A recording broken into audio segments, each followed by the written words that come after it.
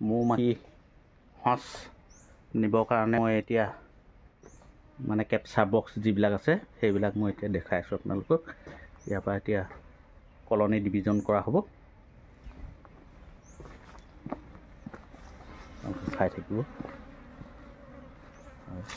এইটোৰ পৰা এতিয়া কলনী ডিভিজন কৰিম, আৰু আছে এইটোৰ পৰাও কৰা হ'ব, ইটোৰ পৰাও কৰা হ'ব, ইটো ছাইডত আছে, এইটো ছাইডতো আছে। প্ৰায় কলনী আছে ইয়াতে ভালমান, বা ইয়াৰ পৰা মই এতিয়া ডিভিজন কৰিম।